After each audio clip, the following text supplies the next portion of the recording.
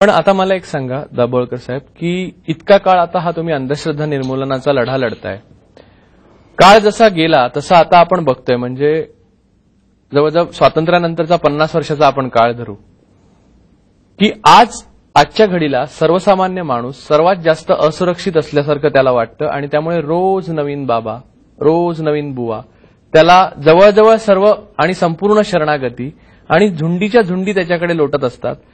ह्या सर्व घटनेचा अर्थ अशा प्रकारच्या कामाला दारुण अपयश आलं असा लावला तर तो चुकीचा वाटतो? आपण दोन गोष्टी बघू. त्यापैकी पहिली गोष्ट तुम्ही जी मांडली की बुवाबाजीचा तुम्ही एक व्यापक असा परिप्रेक्ष्य सांगला की बाबा या कारणाने असं असं घडतं.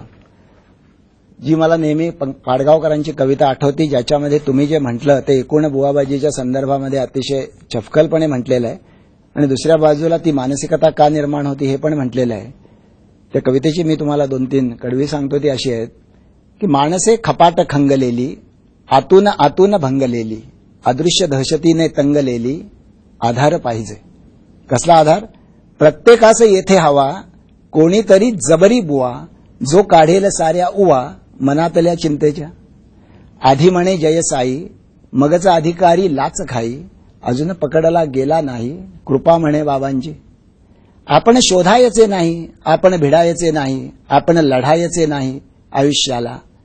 कणा झिजून गेला फार, शिरजोरी पुढे सर्व लाचार, बुवा नाम जपाचा उच्चार नशा देई.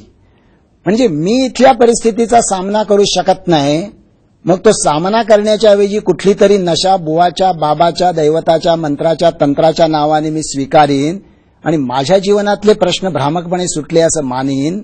अशा स्वरूपाची एक वस्तुस्थिती या देशात आहे.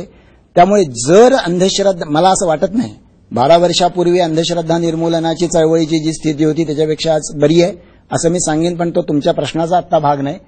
मी तुम्हाला असं सांगतोय की जर असं वाटत असेल की ही चळवळ इष्ट आहे, योग्य आहे, रास्त आहे, यशस्वी व्हायला पाहिजे, तर निदान 3 भूमिका तरी घेण्याची गरज आहे.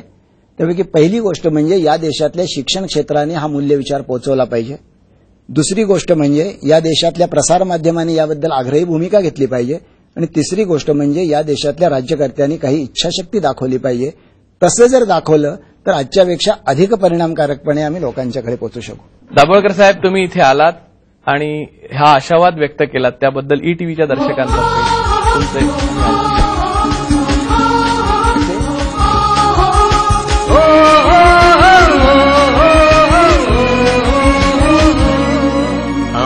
प्रकाश बीजे रुजवीत चाललो, वाटा नव्या युगाच्या रुळवीत चाललो, रुळवीत चाललो.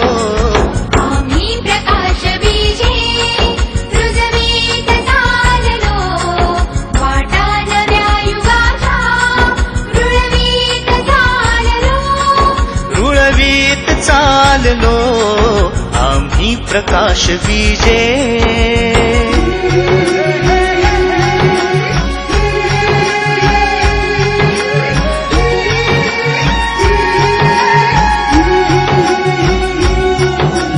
काट्यावरून जाता मागे न पाय घेऊ, हसऱ्या कळ्या फुलांची स्वप्ने विणून घेऊ.